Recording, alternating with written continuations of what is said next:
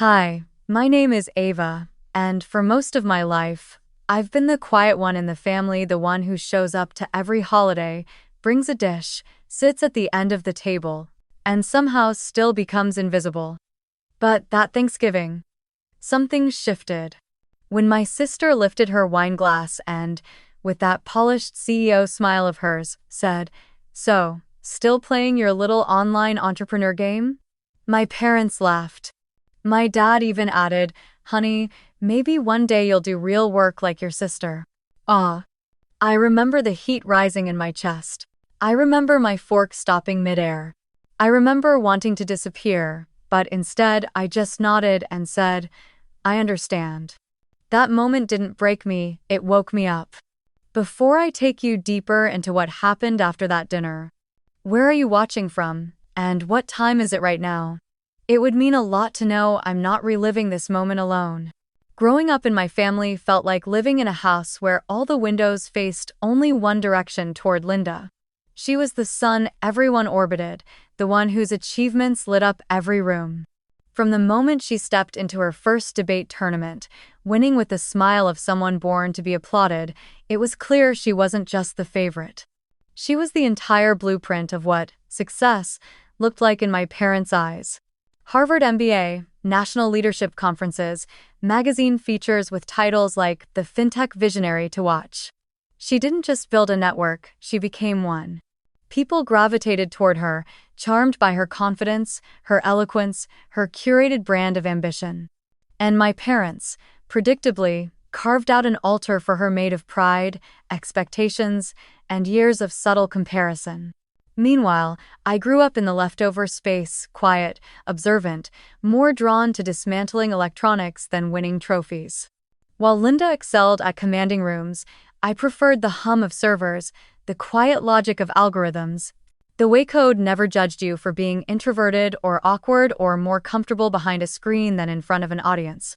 But in a family like mine, interests like that were considered quirks, not talents. My mother used to say it gently, as though it were a compliment. "She's our little thinker." Not a leader like Linda, but smart in her own way. My father was less diplomatic. "Computers are fine as hobbies," he'd say. "But real success means leading people, CEOs, founders, doers, not coders." Even teachers reinforced the same narrative. I remember one afternoon in 8th grade when my computer science teacher called my parents in for a meeting. I sat quietly as he said, "She's bright, exceptionally so. But she doesn't have the personality of a CEO. She's not assertive enough. She'll do well in technical roles, but leadership? Probably not." My father nodded like he'd expected it all along. Linda, on the other hand, had already been voted student council president twice by then. The comparison was effortless, constant, and exhausting. For years, I absorbed it all without protest. Maybe because part of me believed them. Maybe because silence was easier than arguing against an entire ecosystem built to elevate someone else. But silence doesn't mean nothing grows. Sometimes silence is where the most dangerous seeds take root. While Linda climbed every stage and spotlight available, I started building something far less glamorous but far more powerful. What began as a small side project during college, an algorithm designed to detect early-stage security breaches, slowly evolved into a full cybersecurity platform. I spent 7 years refining it, line by line, patch by patch, always in the quiet hours after day jobs, internships, or contract work. No one asked what I was building. No one cared enough to. They assumed it was another tech hobby, the kind they always smiled at politely before steering conversations back to Linda's latest accomplishment. But while my parents were busy attending Linda's pitch competitions and gala dinners, my platform grew. Businesses discovered it, then adopted it. 10 clients became 50. 50 turned into 100. Then 300. Each one paid licensing fees not because of my personality, but because the product worked. They didn't care if I was quiet or introverted or unfit for a stage. They cared that the system detected breaches hours before other tools even raised flags. They cared that it protected them. I said nothing. About the users. About the revenue. About the growing team of contractors working under strict NDAs. About the acquisition interest I turned down twice. Silence became the shield that protected my work from my family's scrutiny and the weapon that would one day redefine everything. But the part no one would ever have expected, the part they absolutely never saw coming, was how deeply that silence extended. Because while they were busy celebrating Linda's public victories, I made a private move that shifted the foundation of her entire empire. 3 years ago, a strategic investment firm approached me, asking to license my AI detection engine for their portfolio companies. The deal was lucrative, but something else in the contract caught my attention. An invitation to become a limited partner in their high-growth fund. Quietly, anonymously. No publicity. No announcements. Just capital, influence, and long-term stakes in the companies they supported. One of those companies, ironically or poetically, depending on how you see it, was Linda's startup. I didn't choose it. I didn't force anything. The fund invested in her because of her traction and PR momentum. I merely existed quietly in the background, acquiring 38% of her company through the fund over time, still anonymous, still invisible, still the non-leader my family believed I was. I never interfered, never voted, never revealed myself. I let her shine, let her run her company the way she wanted, let her family bask in the glow of their golden child. All while my name sat quietly in the fund's deepest files, shielded behind confidentiality clauses Linda never even bothered to read. They thought I wasn't part of the real world. They thought I had no place in business. They thought my work was small, insignificant, amateurish. They thought wrong. Because in the eyes of corporate law, Linda may have been the face of her company, but I was one of its largest unseen hands. And as I left Thanksgiving dinner that night, the cold November air hitting my face like a reset button, I realized something important, something that made everything suddenly clear. For years, they had underestimated me. But that night, I finally understood the price of their mistake. A mistake I was done letting slide. 2 days after Thanksgiving, when the house had finally quieted and everyone had returned to their curated routines, I sat alone in my apartment, surrounded by monitors casting a soft blue glow across the room. December rain tapped against the windows like an impatient guest. My mind kept drifting back to Linda's voice, her laugh, her dismissive tone, the way my parents had nodded along as if her words were gospel. But instead of feeling angry, I felt sharpened. As though the universe itself had flipped a switch inside me. I wasn't planning revenge, not then. But I could feel something shifting toward inevitability. That morning, I opened my inbox expecting client reports, server alerts, and routine platform diagnostics. Instead, I saw an email from the investment firm, the one I was quietly partnered with, the one that held my anonymous leverage inside Linda's company. The subject line was unusually stark. Special review, confidential portfolio note for LP eyes only. I hesitated. The fund rarely contacted me directly. Information usually flowed through quarterly digests or scheduled review calls. Direct communication meant something was wrong, seriously wrong. I clicked the email. Inside was a single encrypted attachment. It required multi-factor authentication plus a rotating passphrase known only to LPs. My stomach tightened slightly, not from fear, but from anticipation. The kind that appears when puzzle pieces you never expected to connect start quietly snapping into place. The report opened with a heavy header. Preliminary Risk Assessment, Finlink Innovations, Linda's company. Below it, several pages of dense text, charts, and internal audit logs. But the first highlighted section said everything. Undisclosed breach detected. Financial data compromised. Evidence suggests internal negligence.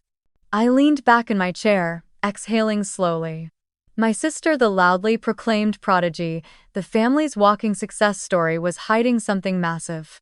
The report detailed how a batch of encrypted financial data had been improperly stored on a secondary server, one not authorized for sensitive information.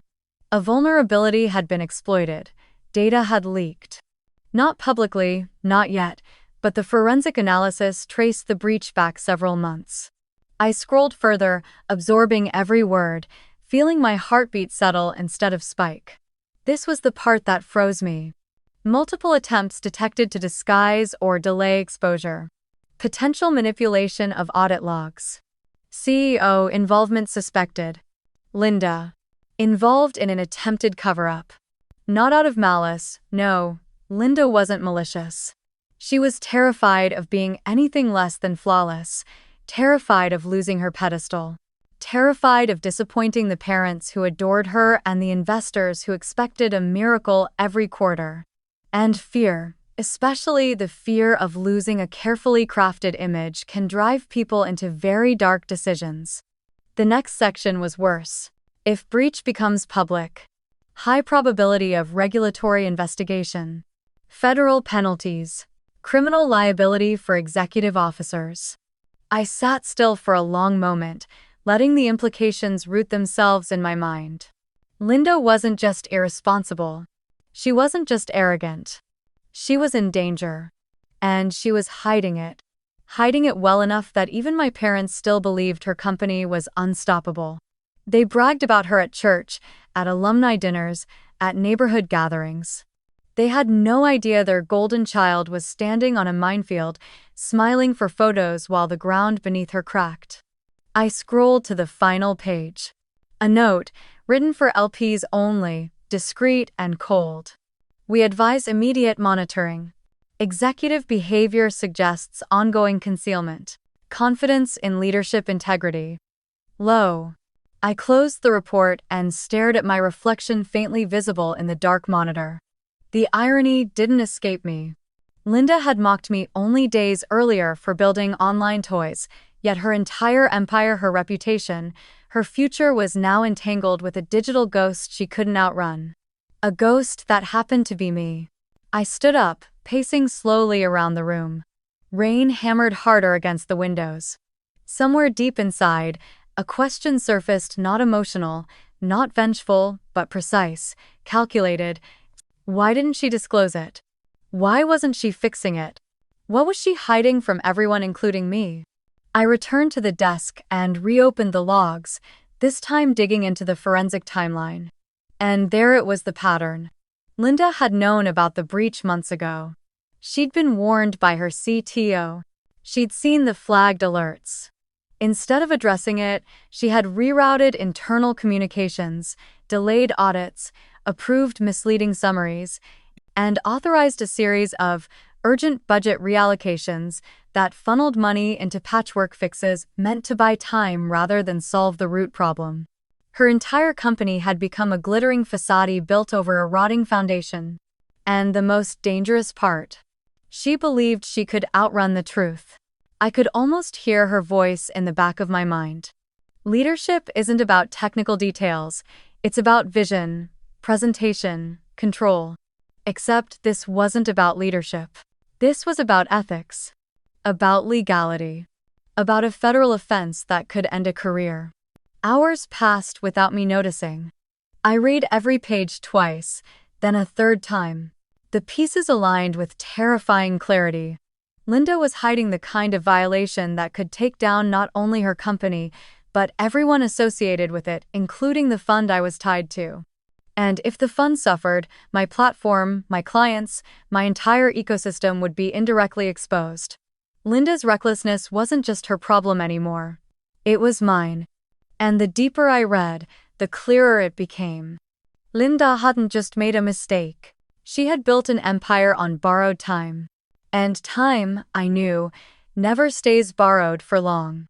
As I closed the laptop, the room felt colder than before.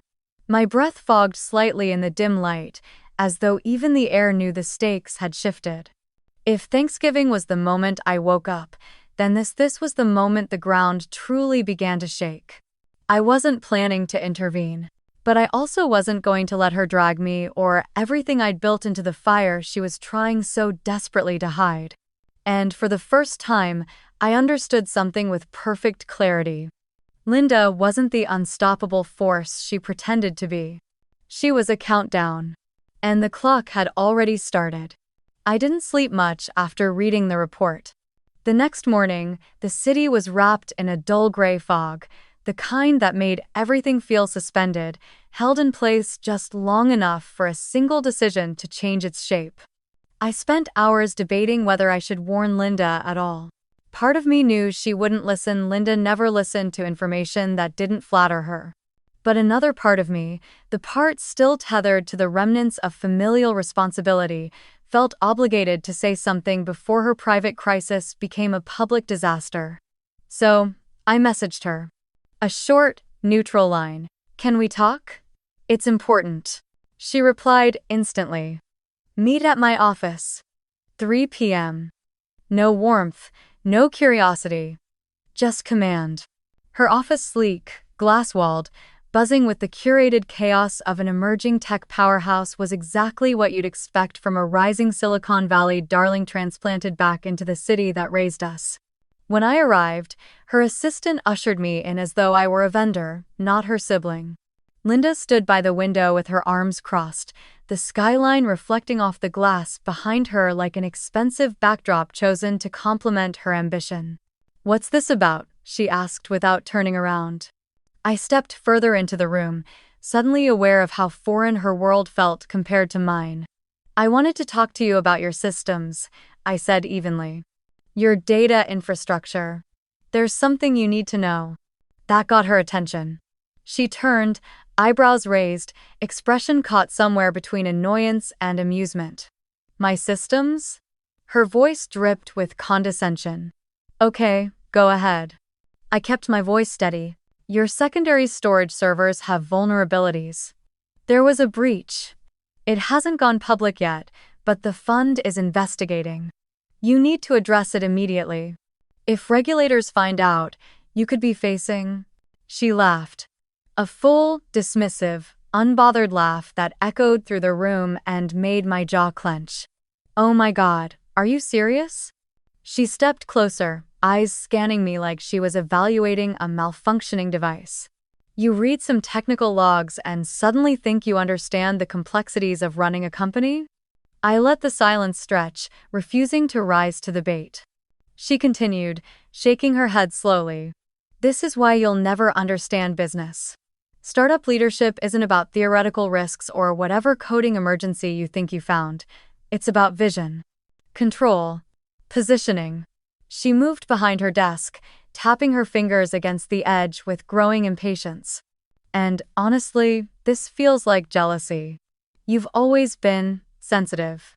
Maybe seeing my company grow makes you want to insert yourself into it, but this isn't about jealousy," I cut in quietly. "This is about legal exposure. If this comes out the wrong way—" "Legal exposure?" she repeated mockingly. "You think I don't know what's going on inside my own company? You think you found something my entire team missed? I have a CTO, a compliance officer, a legal department. I don't need—" She gestured toward me dismissively. "Whatever it is you're trying to be." Her words landed with the familiar sting of déjà vu. The same pattern as always. Linda minimized, ridiculed, reframed. She loved the sound of her own certainty. She loved it more than truth. "You're hiding something," I said softly, not accusingly, simply stating a fact. She froze for half a second, barely noticeable unless you'd known her your entire life. Her eyes tightened, just a fraction. Then her expression reset into practiced superiority. "What I'm doing is protecting my company from unnecessary noise," she said coolly. "Everything is under control." No, it wasn't. She knew it. And the flicker in her expression, too quick for anyone but a sibling to spot, confirmed it. She was gambling. She believed she could outrun accountability, delay consequences, manage optics. She believed her reputation mattered more than reality. "You don't have to prove anything to me," I said, my voice calm but carrying a weight she didn't anticipate. "I'm not your investor. I'm not your board. I'm your sister. I'm telling you because you have a window to fix this quietly before it becomes—" "Oh, please," she snapped. "You're not telling me this out of concern. Don't pretend to understand how my world works." She leaned forward, eyes sharp. "You build little tools and call them products. You think managing data is the same as managing an entire company? I'm sorry, but leadership is not your strength. It never has been." Her words didn't hurt the way she intended. Not anymore. They revealed something else entirely. She wasn't confident. She was cornered. Arrogance was her armor. Misdirection, her shield. And fear, undeniable, creeping fear, was beginning to stain the edges. I exhaled slowly. "I hope your leadership keeps you safe, Linda," I said quietly. "Because the next time this surfaces, it won't be in a private report." She folded her arms, chin raised in challenge. "Is that a threat?" "No," I said, turning toward the door. "That's reality." The room felt colder as I walked out, not because her world rejected me, but because I finally understood something I'd spent years denying. Linda wasn't hiding the breach out of ignorance. She was hiding it out of pride. Pride that would drag her down before she ever admitted she needed help. I didn't look back. She didn't call after me. We both understood the conversation had reached its dead end. But as I stepped outside into the December air, I knew the real ending hadn't happened yet. It would come later. At Christmas. In front of everyone. When pride, denial, and the truth finally collided. Christmas at my aunt's house was never subtle. She hosted holiday gatherings like political rallies, lights dripping from every surface, a towering tree decorated with ornaments that probably cost more than my monthly rent, and a guest list so bloated it felt like half the city's upper-middle-class population spilled into her living room. That year, nearly 60 people attended, all relatives from various branches of the family tree. Some I greeted every year and others I wouldn't recognize even with a name tag. Laughter echoed through the halls, and the clinking of champagne glasses punctuated every conversation.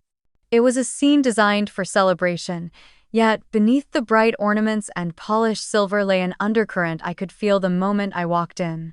I stepped through the doorway and immediately felt dozens of eyes flick toward me in that polite but assessing way relatives do. Some smiled. Most nodded distantly. But it didn't take long for the questions to begin. They always came from the same type of cousin or uncle, the ones who measured worth by job titles and investment portfolios and the volume of applause someone received during speeches. "So," Uncle Robert said, swirling his bourbon as though contemplating a stock chart, "you still doing that little online business?"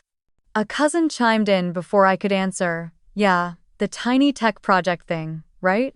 He said it with a playful tone, but the smirk on his lips gave him away. I smiled politely. Something like that. It was never worth explaining. They weren't asking, they were judging. And they were waiting for an explanation that fit their mental hierarchy of the family, one where Linda sat comfortably on top. Speak of the devil. Linda entered the room like a storm wrapped in silk, sleek red dress, effortless confidence, the polished poise of someone accustomed to being the focal point. Conversation around her softened into admiration. People leaned in, eager to absorb her aura. My parents followed behind her, faces glowing with pride, as though escorting royalty. My aunt clinked a spoon against her champagne glass dramatically, causing the chatter to hush. "Everyone," she announced, "a round of applause for our family's pride and joy, Linda." Recently featured in Forbes, leading one of the fastest-growing fintech startups in the country. The room erupted with cheers. Compliments showered her from every corner like confetti. Inspiring. A true visionary. Harvard really does produce the best. My parents beamed as if these accolades were directed at them. I clapped politely, the same way you clap when your hands know they're supposed to move even if your heart doesn't feel much of anything. Then, inevitably, Linda's gaze landed on me. She excused herself from a small crowd of admirers and approached, her heels tapping a calculated rhythm across the polished floor. People nearby turned their attention, sensing something entertaining about to happen. Families are predictable like that. "Well," she said loudly, ensuring her voice carried through the immediate circle. "Look who finally made it." Several relatives leaned in subtly, drawn by the tension like moths to a flame. So tell us, Linda continued, flipping her hair with theatrical ease. Are you still? What was it again? She pretended to think. Playing entrepreneur? A few chuckles spilled from the crowd. Someone whispered, "Oh dear," as though watching a sitcom unfold. It's adorable, really, Linda added, voice amplified just enough for the cluster of guests behind her to catch every word. She plays entrepreneur. It's cute, but it's not real business. Not like what we do. She gestured vaguely to herself and the imaginary empire she believed only she could inhabit. Laughter broke like a wave. Light, dismissive, patronizing. My parents nodded, embarrassed on my behalf. My mother muttered something about, "Not everyone can be a leader." My father patted Linda on the shoulder like she'd just delivered a helpful public service announcement. And there I stood, in the center of their spotlight, surrounded by people who had never once asked what I built or how far it had reached. They didn't want answers, they wanted hierarchy. Linda smiled at me, satisfied, as though expecting me to shrink the way I always used to, quietly, politely, invisibly. But this time felt different. The silence inside me didn't feel shrinking. It felt sharpening. I straightened my posture just slightly. Enough for Linda to register the shift. Enough for the laughter to die down a fraction too early, leaving the air strangely expectant. "You're right," I said casually, my voice calm and clear. "I'm not doing a small business anymore." "Die?" Linda blinked, confused. "What?" "And I won't be silent about it," I continued, letting the words settle like a stone dropping into still water. For a split second, the room paused. Conversations at nearby tables softened, as though sensing a fault line forming beneath us. A few people looked between me and Linda with growing curiosity. My sister raised an eyebrow, a smile tugging at her lips. "What's that supposed to mean?" I let a cool, measured smile form. "Just that things are changing, faster than you think." A few relatives exchanged glances. My parents frowned, unsettled but unsure why. Linda stared at me, irritation flickering across her face, masked quickly by condescension. "You're being dramatic," she scoffed.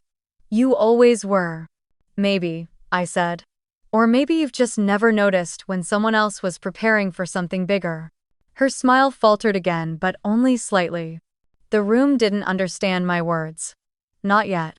How could they? They didn't know what I knew. They didn't know what Linda was hiding.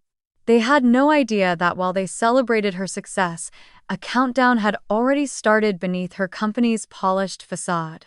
They didn't know that my silence wasn't surrender. It was strategy. Preparation. And they certainly didn't know that Linda's humiliation would soon be the least of her concerns. I held her gaze for a moment longer, long enough for her to sense a shift she couldn't name, and then I turned away calmly, leaving her surrounded by people who suddenly didn't know whether to laugh again or stay quiet. No one understood what was coming. Not yet. But they would. The night of the Christmas party stayed with me long after the last champagne glass was emptied and the final compliment about Linda's brilliance echoed out of the front door. I drove home through quiet streets strung with lights, the city glowing in that warm, festive way that hides its coldest truths. Inside my apartment, the silence felt heavier than usual. Not oppressive, just waiting. Like a room that knew something I hadn't said out loud yet. I changed into comfortable clothes, tied my hair back, and powered on my monitors. The blue light washed across the room, revealing the familiar constellation of files, systems, dashboards, and encrypted vaults of data I lived with more intimately than any person in my life. Christmas or not, truth didn't take breaks. And neither did breaches. I opened the secure LP portal to the fund first. My fingers paused on the keyboard for just a moment, not out of hesitation, but because I knew instinctively that whatever I found tonight would change everything. Thanksgiving was humiliation. Christmas was escalation. But this would be the breaking point. The dashboard loaded slowly, pulling from multiple encrypted repositories. Audit logs. Compliance flags. Internal review notes. My eyes scanned them quickly, methodically, the way someone reads a familiar language. New alerts popped up, ones that weren't there before. Incident report, level red, unauthorized executive authorization detected. I clicked it. Lines of data filled the screen. Contract IDs. Signatures. Hidden timestamps. The kind of digital residue people leave behind when they think deleting a file means erasing a secret. Linda had signed contracts, substantial ones, with a third-party consulting firm that didn't exist 6 months ago. The amounts were suspiciously round, spread out across multiple departments to avoid detection. The internal notes from the fund's investigators were blunt. These transactions appear intended to mask the financial impact of the breach event. Evidence suggests intentional misrepresentation of system integrity. CEO, authorizations circumvented standard review process. My chest tightened. This was worse than the first report. Much worse. I opened the cross-linked forensic analysis from the fund. Halfway down the document, highlighted in red, was a line that made my stomach drop. Based on preliminary findings, this constitutes a federal-level data security violation. This wasn't hypothetical anymore.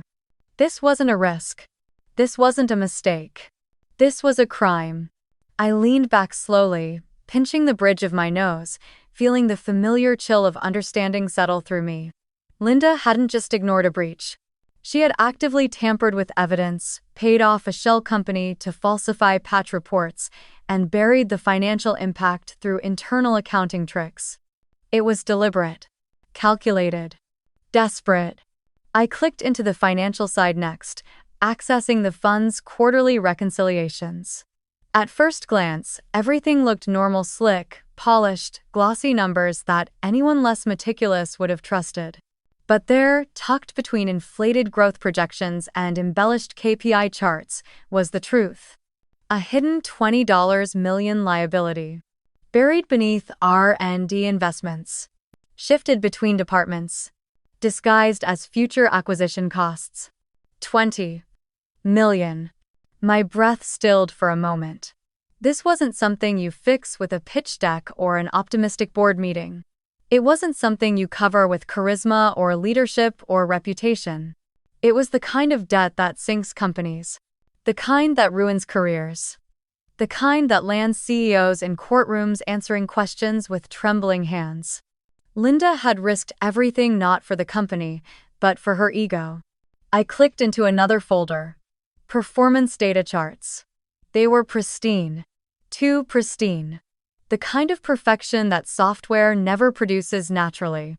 AI forecasting tools don't make curves that smooth. Real numbers have edges, dips, noise, but these had none.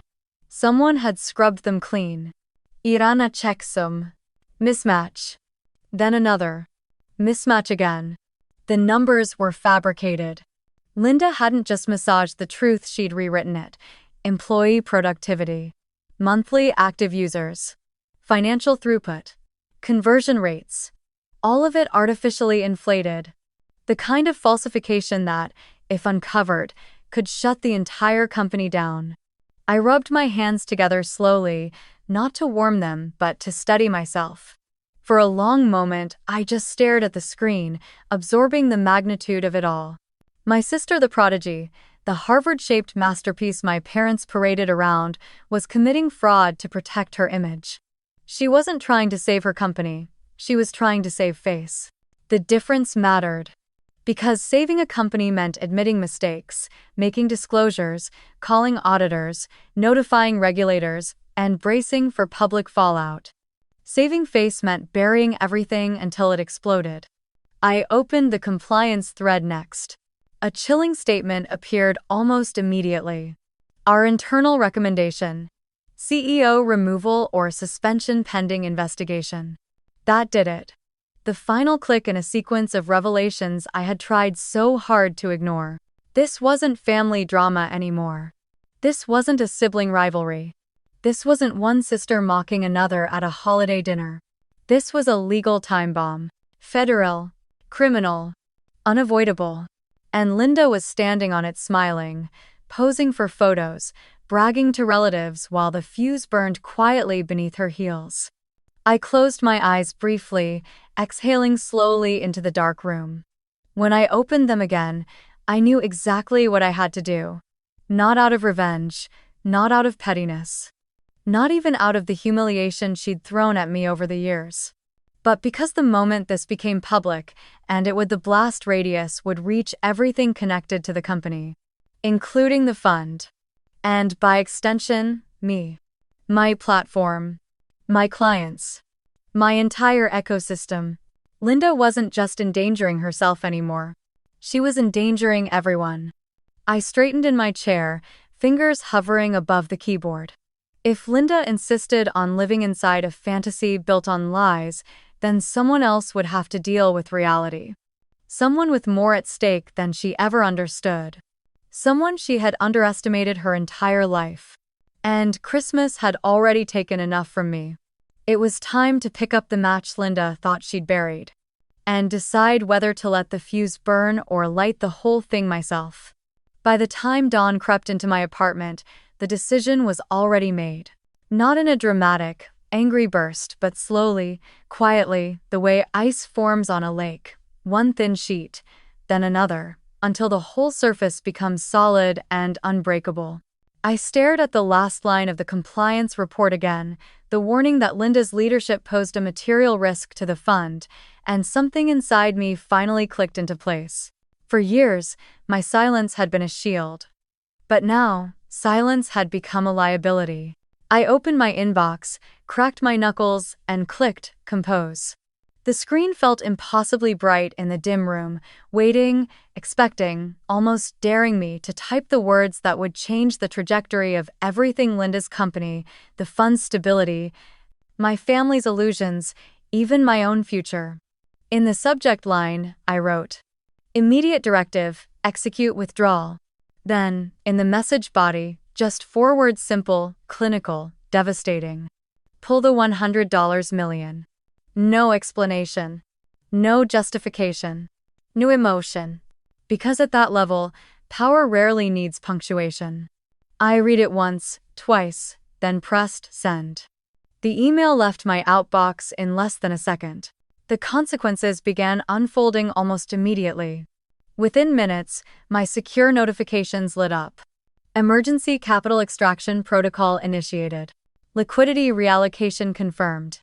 Voting power review underway. Then the one line I had been waiting for. Special Clause 9.2 activated. I leaned back in my chair, letting the weight of those words settle over me like falling ash. Clause 9.2. The sleeper clause. The one Linda had never bothered to learn, hidden in a sea of legal jargon she skipped in favor of her PR meetings and branding campaigns. The clause that said, if any capital partner withdraws 30% or more, all executive voting control is suspended for 48 hours pending emergency review. 48 hours. 48 hours where Linda would not be CEO in any meaningful sense. 48 hours where the board could step in. 48 hours where my fund could name a temporary controller. Linda thought she understood business. She thought she understood power. She thought leadership was about voice, charisma, dominance. But she never understood structure. She never understood contracts. She never understood leverage. And leverage was the only language that mattered now. The system continued updating in real time. A flurry of alerts, board pings, compliance escalations, and investor flags flowed across my screens like a digital storm. Somewhere in that corporate tower she loved to parade through, alarms were already ringing, quiet ones at first, the kind that only senior staff could see. But soon, they would grow louder. Everyone would feel it. I stood up, crossed the room, and poured a glass of cold water. My hands didn't shake, my breath didn't hitch. It wasn't revenge, I felt it was clarity. Ruthless, necessary clarity. For years, people mistook my quiet for passivity. They thought my stillness meant weakness. But they never understood that stillness is what happens when someone is calculating, planning, observing, preparing. Clause 9.2 had been the reason I never challenged Linda publicly. The reason I never engaged in the petty battles she tried to pull me into. The reason I kept my head down while the fund accumulated shares on my behalf. I wasn't waiting to impress anyone. I wasn't waiting for her approval. I was waiting for the conditions to be right. And now they were. My phone buzzed. A message from the senior capital officer at the fund appeared on my screen. Directive received. Initiating full withdrawal. Confirmation call at 9 a.m. Then another. Given your LP status, you will be part of the emergency oversight panel. 1. Then, the one that would unravel everything Linda believed she controlled. Suspension of CEO voting authority effective immediately. I stared at the notification for a long moment. If Linda could see it, she would finally understand the cost of all her dismissiveness. The price of every insult. The weight of every time she laughed at me across a dinner table. But she wouldn't see it yet. Not now. That moment would come later, and I would meet her eyes when it did. I sat down again and reopened the fund's internal communication log. Board members were already requesting documents, scheduling emergency meetings, drafting compliance reviews. Her CTO had been notified. So had the CFO. The legal team was mobilizing. Overnight, her world was shifting and she had no idea who had pressed the first domino. I closed the dashboard, took a breath, and reopened the email thread between the fund managers. There, under the final procedural update, I saw a line highlighted in bold red. Pending controlling holder nomination. Every LP knew what that meant. When executive authority is suspended, the fund must appoint a temporary controlling holder. Someone with enough stake. Enough influence. Enough proximity to the crisis. Someone the fund trusts. Someone who understands the technology, the risk, the structure, the problem. Someone who knew the breach wasn't just an accident but a pattern. Someone who had been watching quietly for years. Someone exactly like me. I closed my eyes for a moment, letting the truth settle fully. This wasn't the beginning of a crisis. This was the beginning of a transfer of power. Linda didn't know it yet. My parents didn't know it yet. The family who laughed didn't know it yet. But the company she had built her identity around was slipping out of her hands, steered not by scandal, or auditors, or regulators, but by the sibling she had spent her entire life ignoring. I stood, stretched, and walked to the window. The sun was rising now, pale and cold, casting soft light over the street below. People were waking up. Cars were starting. Life continued, unaware that, somewhere in a glass tower across the city, an empire was beginning to crumble, not because I attacked it, but because Linda built it on secrets. My phone buzzed again. Another message from the fund. Controlling, holder discussion will begin shortly. You will be contacted. I exhaled slowly. Linda always believed she was the only one in the family destined for greatness. But she never understood the quiet child. She never understood the invisible one. She never understood me. And now, for the first time in our lives, she was about to learn exactly who she had underestimated. Exactly what my silence had protected. Exactly what power looks like when it stops hiding. Monday morning arrived with a kind of electric stillness, the kind that settles over a city right before a storm breaks. I barely slept the night before, but not from anxiety. My mind was too focused, too razor-sharp, moving through possible outcomes with a clarity that felt almost mechanical. By the time the sky turned pale blue, I was already showered, dressed, and seated at my desk with my laptop open, monitoring the cascading effects of a single email. At exactly 8 a.m., the first alert hit. System-wide alert. Liquidity withdrawal detected Tier 1 vendor. 1. This was the red alarm one triggered only when a major investor pulled out suddenly. Even before the internal chat logs updated, I knew what was happening inside her company's headquarters, phones ringing nonstop, department heads scrambling, analysts staring at numbers that no longer aligned. By 8:15, the panic deepened. New alerts flashed. Compliance rush request initiated. Due diligence reopened. Data audit ordered by external counsel. A win. But it was 8:30 a.m. when the real crack appeared in Linda's polished empire. A message popped up from the fund's internal feed. CTO flagged unauthorized data inquiry, possible external investigation identified. I knew what that meant. The CTO had finally seen the breadcrumb trail. Linda tried to bury the breach logs, the manipulations, the discrepancies. He would now be scrambling to understand why the company he believed he was helping build was suddenly under a microscope. Inside her glass office, Linda would be getting that call. I could imagine it. Her perfect posture stiffening, her voice tightening, her eyes darting across the room as she tried to maintain the aura of control she cherished more than truth. She would blame a glitch, an audit miscommunication, maybe even a disgruntled employee. But the CTO wasn't stupid. And investigative protocols weren't optional.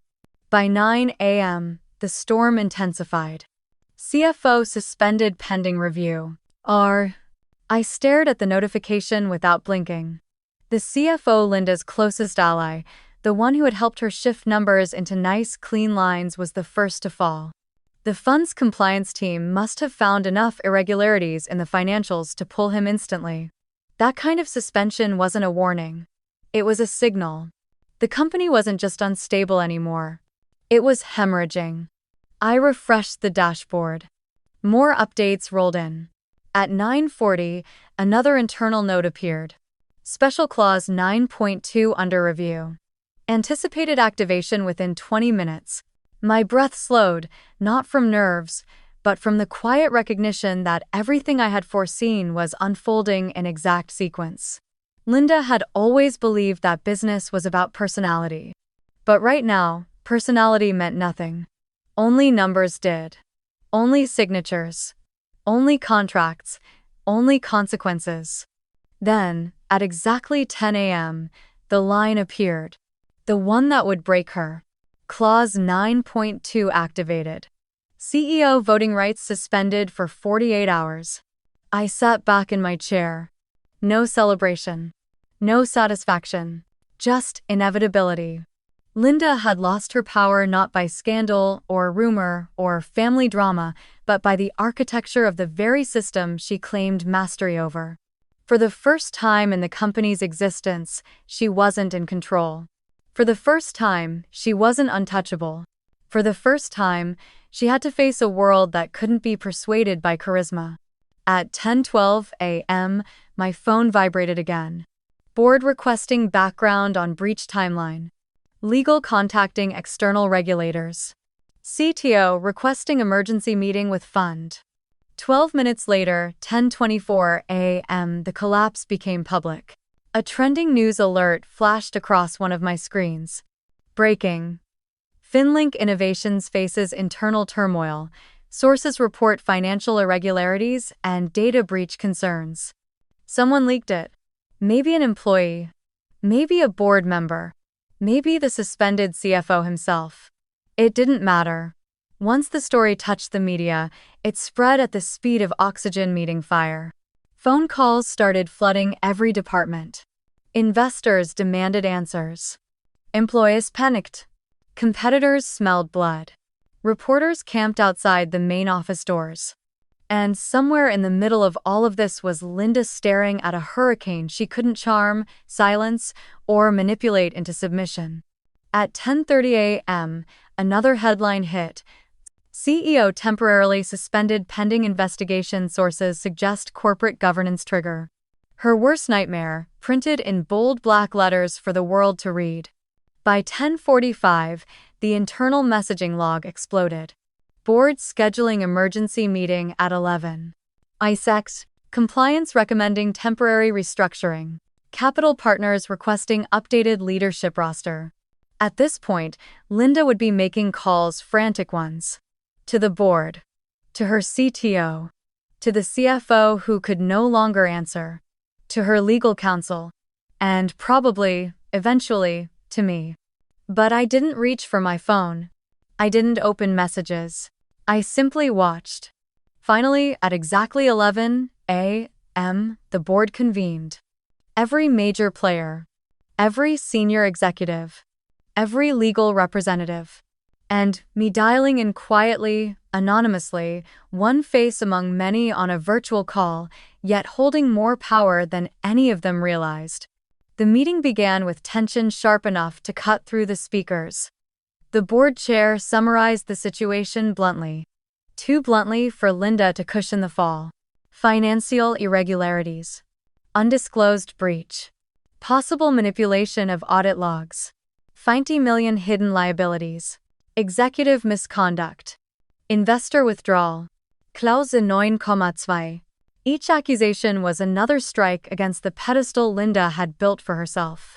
I watched her face on the screen, her perfect makeup, her composed expression slowly cracking at the edges. Her voice wavered for the first time I had ever heard. She tried to defend herself. She tried to regain control. She tried to blame internal errors. She tried to say she was handling everything. But no one on that call wanted charm. They wanted accountability. They wanted truth. They wanted a leader who could stabilize a sinking ship. Linda was not that leader. At 11:52, the board chair delivered the blow. Effective immediately, executive authority is suspended pending full investigation. Linda's face drained of color. She whispered, barely audible, "My company is burning." And for the first time, she finally understood. It wasn't criticism. It wasn't sibling rivalry. It wasn't jealousy. It wasn't family tension. It was reality catching up. The same reality she mocked me for understanding better than she ever could. At 12 p.m., the meeting ended. The board prepared for the next step. The fund prepared for control transition. The press prepared for the afternoon cycle. And Linda sat frozen, shocked, pale, silent. Her empire was on fire. And she didn't even know the most devastating truth yet. The person who lit the match was not her enemy. It was the sister she dismissed as not real business. Iru. By late afternoon, the news had already spread through the family like wildfire. Not the truth, never the truth, but a warped version of it, pieced together by whispers, assumptions, and the one-sided narrative Linda had fed them in desperation. My phone lit up with calls I ignored, messages I swiped away unread. But eventually, one text appeared from my mother. "Come home. Now, your sister is in crisis because of you." It was predictable. Almost choreographed. So I went. When I stepped into my parents' living room, it felt like walking into a courtroom where the verdict had already been decided. A cluster of relatives had gathered, some seated stiffly on couches, others pacing, others whispering harshly as though preparing ammunition. My mother stood in the center, wringing her hands like a martyr. My father's face was red with indignation, and Linda, red-eyed, disheveled, stripped of her usual composure, sat hunched on the sofa, trembling with rage more than grief. The moment I walked in, the noise erupted. "How could you do this to your sister? She worked her whole life for that company. What kind of jealousy drives someone to sabotage family? You humiliated her on Christmas. Oh, do you even understand what you've caused?" Each accusation layered over the next, a wall of noise built from ignorance, panic, and blind loyalty. I stood still, letting them fling every word like stones. Not because I deserved them, but because watching them scramble to defend a collapsing fantasy told me everything about their priorities. Finally, my father stepped forward, voice booming with the authority he'd always used to silence me. "You will fix whatever you did," he snapped. "You will call that fund and tell them to reverse the decision. You will stop this nonsense before you destroy her career." I met his gaze without flinching. "There is no reversing what happened," I said calmly. The room froze for half a second, just long enough for Linda to explode. She shot to her feet, eyes wild, voice cracking with hysteria. "You," she screamed. "You did this. You destroyed everything I built." "I dis." Her steps were unsteady, but she stumbled closer, jabbing a finger at my chest. "You have no idea how business works. You're not a CEO. You're not a leader. You're nothing but—" Her voice broke. The whole room held its breath. I didn't raise my voice. I didn't step back. I didn't let her see the anger she wanted to provoke. Instead, I slipped a folder from my bag and placed it on the coffee table between us. A simple motion. Quiet, precise. "What's this?" my mother demanded. "The truth," I said. Linda scoffed. "Oh, please, more made-up accusations?" I opened the folder. Printed logs. Audit trails. Contract signatures with her name on them. Financial inconsistencias. Emails she thought she deleted. Data breach timelines. Evidence of falsified reports. The $20 million liability she hid. The shell company transactions she authorized. Every page documented. Stamped. Verified. Undeniable. "This," I said softly, "is what could put you in federal court." Anu. Silence hit the room like an earthquake, sudden, violent, disorienting. My father's jaw clenched. My mother's face drained of color. A few relatives leaned closer involuntarily, eyes wide with dawning horror. Linda stared at the papers as though they were written in a language she'd never seen. She shook her head slowly, lips parting soundlessly. No, this isn't, I didn't." But she recognized her own signatures. Her own writing. Her own timestamps. She read one page, then another, hands trembling more violently with each sheet she turned. By the time she reached the breach analysis, her legs gave out. She collapsed into the chair behind her, numb, gray, hollow. My mother whispered, "Linda, tell me this isn't real." Linda couldn't answer. The weight of the truth settled over the room like ash. Conversations died. Judgments wilted. The certainty everyone wielded like a weapon minutes ago evaporated into panic. My father finally found his voice, but it was no longer loud, just shaken. Why would you hide this?" Linda didn't answer him. She just stared at the papers, terrified of the reflection they offered her. I placed the final document on the table, an internal memo from the fund outlining probable executive misconduct and imminent governance transition. "That's what the board knows," I said. "That's what regulators will know next." Silence again. Longer this time. Deeper. My aunt whispered, horrified. This is criminal." Linda choked out a sound, half gasp, half denial. "I was fixing it. I just needed time. It wasn't supposed to." Her voice broke. She covered her face, shoulders shaking. Watching her fall apart didn't bring me satisfaction. It didn't heal anything. It didn't rewind the years of belittlement or the humiliation she threw at me. All I felt was inevitability. She built a kingdom on lies. I just stopped holding the walls up for her. My father turned to me, voice a mix of rage and desperation. "Why didn't you come to us? Why didn't you try to help her quietly?" I met his stare evenly. "I did." Then I added, "She didn't listen." My mother shook her head in denial, as though the truth hurt more than the scandal itself. "No, this can't be. Linda would never risk something like this." I looked down at the mountain of evidence between us. She already did. Endos. Relatives shifted uncomfortably, unable to choose sides now that the illusion had shattered. But as heavy as the moment was, it wasn't the climax. Not even close.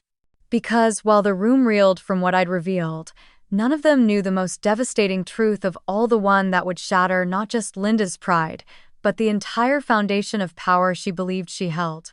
I watched their faces, fear, confusion, guilt, disbelief, letting the silence thicken just a little more.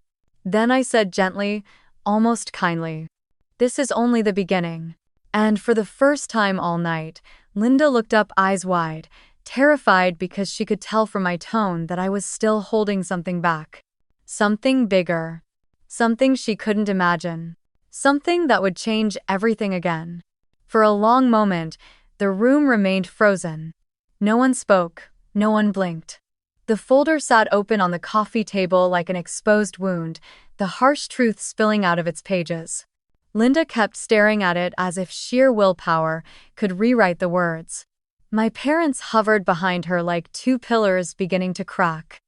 And every relative in the room watched me with a mix of fear, shock, and dawning recognition.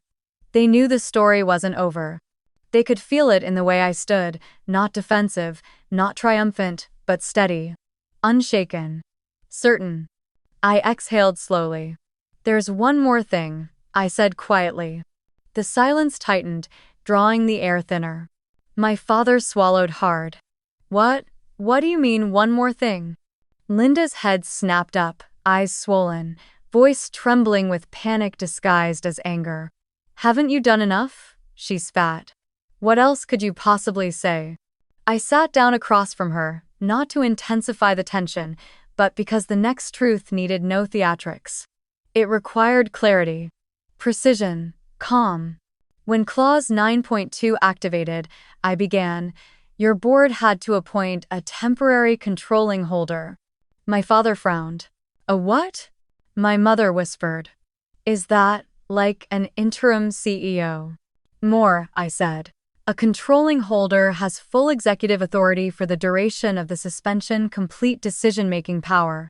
They oversee restructuring, compliance, financial review, leadership changes. Everything."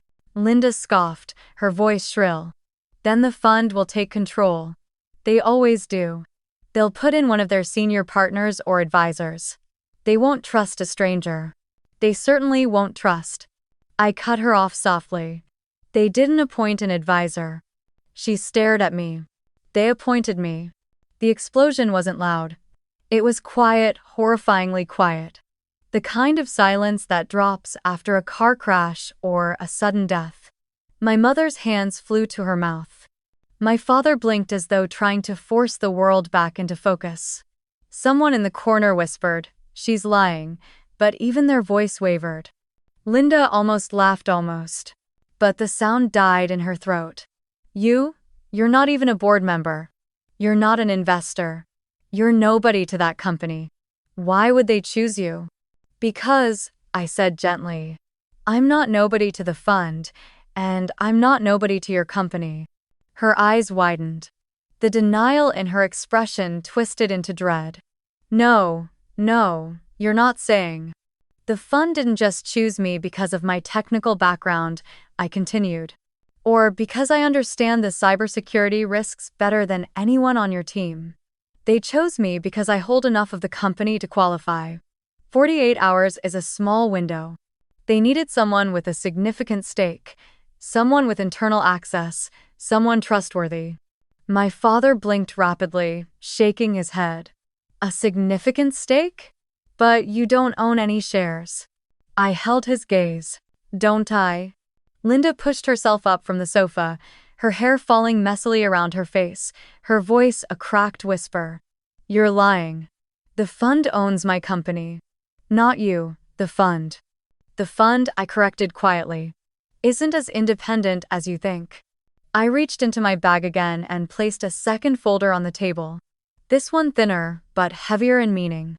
I opened it, revealing documents marked with the fund's seal, shareholder breakdowns, and one simple fact printed in cold black ink. "The investment firm," I said, "is 70% owned by a holding company." My father frowned. My mother looked confused. Several relatives tilted their heads as if waiting for the punchline. Linda whispered, "What holding company?" I lifted my eyes to hers. "Mine." The words sliced through the room like a blade. Linda staggered back a step. No, that's impossible. That fund, my fund, is one of the biggest in the region. You didn't." But she knew from my tone, my composure, the documents in front of her. I wasn't bluffing. "You asked earlier why the fund would nominate me," I continued. "Why they'd trust me. Why they'd give me authority over your company." I leaned forward slightly, my voice still soft, still even. "They didn't just trust me, Linda, they answer to me." My father's voice cracked. You own it?" My mother choked out, "When? How? How could we not know?" "Because you never asked," I wanted to say. "Because you never believed I was capable of something real. Because you never looked past Linda long enough to see the world I built in the shadows. But instead, I said, I created the holding company years ago. Quietly, legally, strategically. I used the revenue from my cybersecurity licenses, reinvested, grew it, acquired assets, and eventually bought into the fund. Over time, my ownership increased, and as of last year, 70% is mine. Linda's face drained of all color. Her knees buckled, and she sank into the sofa as though gravity itself doubled in weight. You, she whispered. You built a fund? You control a fund? All this time. I nodded once. Yes. She shook her head violently, her breath heaving. No, no, no. You said you were building some online project. You don't run real businesses. You don't. Chị bảo công việc của em không phải business thật. I said quietly, switching back to Vietnamese with calm deliberation. Nhưng business thật, bây giờ thuộc về em. Her lips parted, but no sound came out. Around us, the room remained suffocatingly still. My parents, for the first time in my life, looked at me not with disappointment, but with fear, and awe, and something like regret. The kind that arrives too late. Linda finally found her voice, small and broken. The fund, the one that invested in me, that built my company. I nodded. Em lập ra nó? Her tears fell silently. Because, in that moment, she understood the full shape of the truth. I wasn't the invisible sister. I wasn't the quiet failure. I wasn't the hobbyist she mocked. I was the architect, the financier, the silent owner, and, as of this morning, also, the controlling holder of the very company she believed she was born to lead. But I wasn't done. Not yet. Because there was still one final truth she needed to face.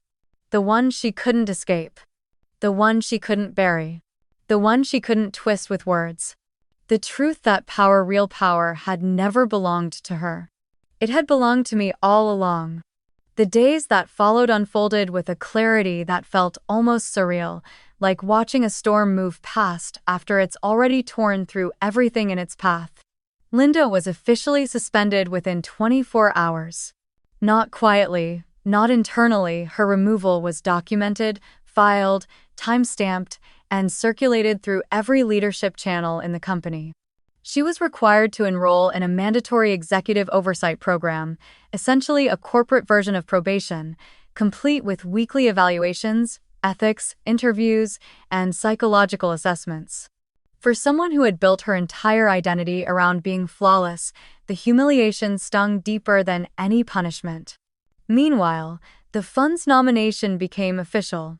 I stepped in as interim executive director, a title that appeared next to my name on internal dashboards, organizational charts, and board memos, many of which Linda had once signed herself. The irony wasn't lost on me. My first day walking through the company's headquarters was nothing like Linda's dramatic entrances. No cameras, no applause, no entourage. Just me, a black laptop bag, and a quiet conviction that had grown sharper with every step on the concrete floor. Employees looked up as I passed, curious, cautious, whispering among themselves. Some recognized me vaguely from family stories Linda had told, but the expressions on their faces carried something else too. Relief. They were exhausted from months of instability, lies, shifting directives, and the constant fear that everything might collapse. I wasn't glamorous, but I was steady. I wasn't charismatic, but I was competent. And for the first time in months, they sensed that someone was finally putting out the fire instead of pretending it wasn't there. My first act was simple. Fix the breach. I opened every log, traced every vulnerability, and worked with the security team until the system's integrity was restored. No theatrics, no big speeches, just quiet work. The kind that gets things done. Next, I restructured the financial department, replacing Linda's hand-picked allies with people who understood accountability. I reopened honest audits, stabilized the bleeding accounts, corrected projections, and met with every senior leader face-to-face to rebuild the trust Linda had torched in silence. Within weeks, the chaos settled. The stock stabilized. The fund regained confidence. Employees started breathing again. And through it all, I kept my distance from the noise, working, correcting, rebuilding, quietly steering the company back from a cliff Linda had never even acknowledged. My family, however, was not as easy to stabilize. The first time they saw me after everything unfolded, they looked at me like I was someone they had never met. My father's voice, once booming with judgment, softened around the edges. My mother hovered like she was afraid I might disappear if she blinked. Relatives who had mocked me during Christmas now approached cautiously, offering apologies disguised as compliments. "I never realized how talented you were. You were always the quiet one, but clearly not the weak one. We underestimated you." They were right. They had. But I didn't offer them comfort. Not bitterness, either, just boundaries. I visited when necessary, spoke politely, kept interactions brief, and refused to slip back into the role they had cast me in for decades. The overlooked child, the quiet shadow trailing behind the family's golden star. That version of me had burned away the night Linda tried to humiliate me in front of 60 relatives. What remained was someone sharper, stronger, and unwilling to bend for anyone's comfort. Linda and I didn't speak much during that period. Sometimes she sent short, clipped emails about company matters. Sometimes she avoided eye contact in mandatory review meetings. I didn't humiliate her, I didn't punish her, I simply let the consequences stand. Some lessons aren't taught, they are lived. Months passed. The company recovered stronger, cleaner, more stable than before. The board requested that I stay permanently in a senior strategic position. I declined. I never wanted Linda's spotlight. I wanted integrity. Structure. Something real. When my interim term ended, I stepped back into my world of AI systems, cybersecurity architecture, and quiet decision-making, still powerful, still influential, but on my own terms. The fund continued with its structure unchanged, quietly answering to the holding company at the top, the one Linda still pretended didn't exist. One evening, long after the company had stabilized, long after the family had adjusted to seeing me through new eyes, I stood outside my apartment balcony watching the city lights shimmer like distant constellations. The air was cool, gentle, almost forgiving. That's when I thought of the one line I wished someone had understood years earlier, before the insults, before the comparisons, before the endless underestimation. A truth that defined everything I had become. I whispered it softly into the night, not as a message to Linda, or my parents, or the board, but to the version of myself who once believed that staying quiet meant being small. My silence was never weakness. My silence was when I was preparing to change everything. And I had.